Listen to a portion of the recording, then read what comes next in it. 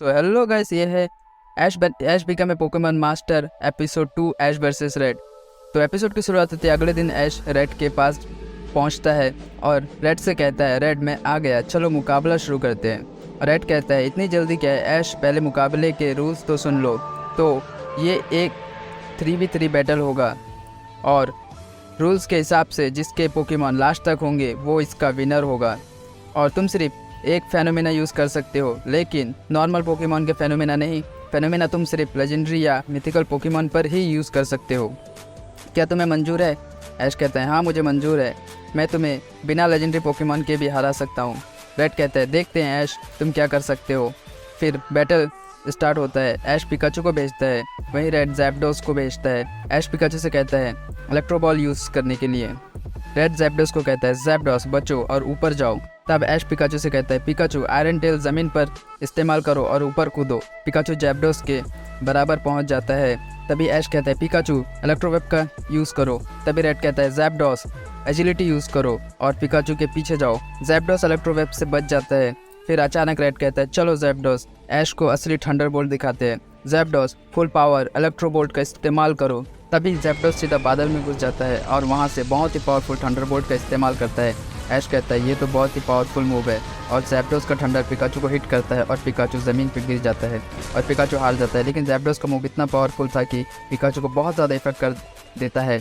तभी ऐश कहता है, पिकाचू मैं तुम्हें अभी पोकेमॉन सेंटर ले जाता हूँ। तभी रेड कहता है, ऐश तुम बैटल छोड़कर नहीं जा सकते।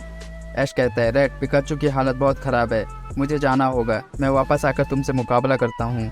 रेड कहता है, ठीक है ऐश, मैं इंतज़ार करूँगा। फिर ऐश भागता भागता पोकेमॉन सेंटर पहुँचता है और पिकाचू को नर्स जॉय को देता है। नर्स जॉय कहती है, इसकी हालत तो बहुत ख़राब है। फिर जॉय पिकाचू को अंदर ले जाती है और पिकाचू का इलाज करती है। ऐश कहता है, तुम फिक्र मत करो पिकाचू, मैं रेड को हराऊँगा। फिर ऐश फिर से रेड के पास पहुँचता है।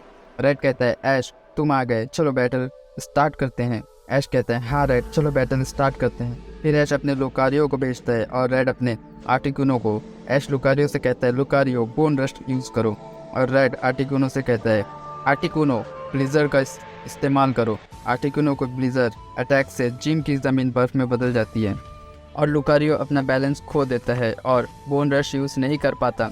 फिर ऐश लुकारियो को कहता है, लुकारियो चलो अब थोड़ा स्केटिंग करते हैं। तभी लुकारियो बर्फ़ में स्केटिंग करता है और अपना बैलेंस बनाता है।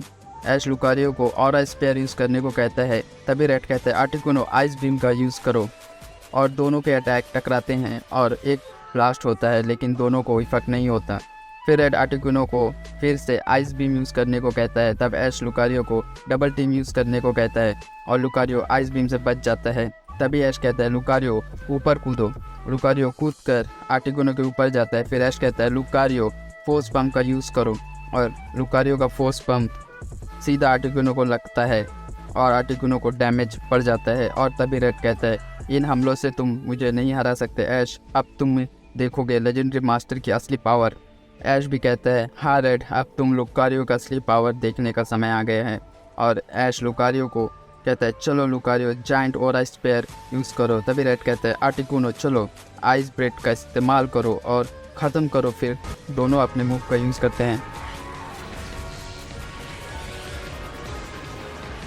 फिर दोनों के अटैक एक दूसरे से टकरा जाता है और बहुत बड़ा ब्लास्ट होता है, धुआं हटता है और लुकारियो बहुत डैमेज पड़ता है और आर्टिकुनो को भी थोड़ा डैमेज पड़ता है। फिर रेड आर्टिकुनो को फिर से आइस बीम यूज़ करने को कहता है। ऐश लुकारियो को बचने के लिए कहता है, लेकिन लुकारियो बहुत कमज़ोर हो जाता है, इसलिए लुकारियो कोई मूव इस्तेमाल नहीं कर पाता और आइस बीम सीधा लुकारियो को हिट करता है और लुकारियो वहीं गिर जाता है और रेड का आर्टिकुनो मैच जीत जाता है।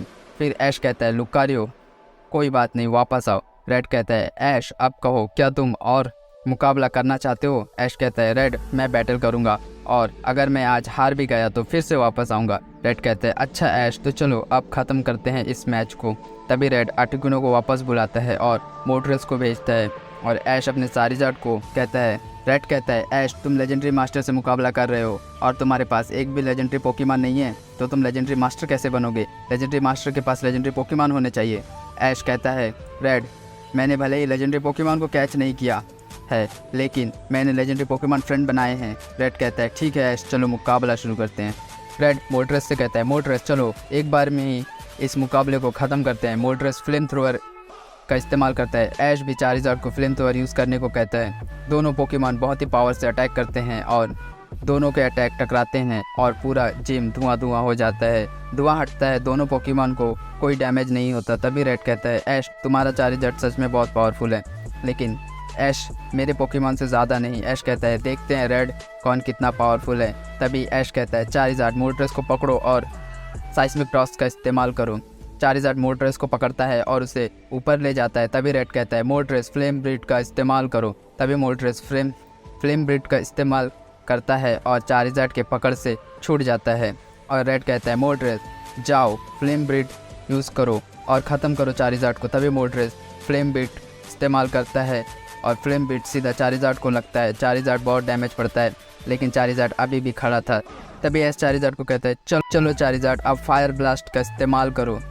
रेड कहता है मोल्ट्रेस तुम भी फायर ब्लास्ट यूज़ करो। दोनों पोकेमॉन फायर ब्लास्ट यूज़ करते हैं, दोनों एक दूसरे से टकराते हैं। फिर जैसे ही मैदान साफ होता है, मोल्ट्रेस मैदान में अभी भी खड़ा था, लेकिन चारिज़ार्ड बहुत डैमेज ले लेता है। फिर चारिज़ार्ड ज़मीन पर गिर जाता है और हार जाता है। रेड जीत जाता है। ऐश कहता है तुमने अच्छा मुकाबला किया चारिज़ार्ड, अब वापस आओ। रेड कहता है ऐश तुमने अच्छी टक्कर दी और तुम्हारे पोकेमॉन भी बहुत पावरफुल है। ऐश कहता है हाँ रेड, लेकिन तुम्हारे पोकेमॉन की पावर बहुत ज़्यादा है, लेकिन मैं वापस आऊँगा रेड एक नई टीम के साथ। रेड कहता है ऐश मैं तैयार हूँ और मैं तुम्हें यहीं मिलूँगा। फिर ऐश जो बहुत उदास था वहाँ से चला जाता है। फिर ऐश पोकेमॉन सेंटर जाता है। नर्स जॉय ऐश को कहती है ऐश तुम्हारा पिकाचू अब पूरी तरह से ठीक है।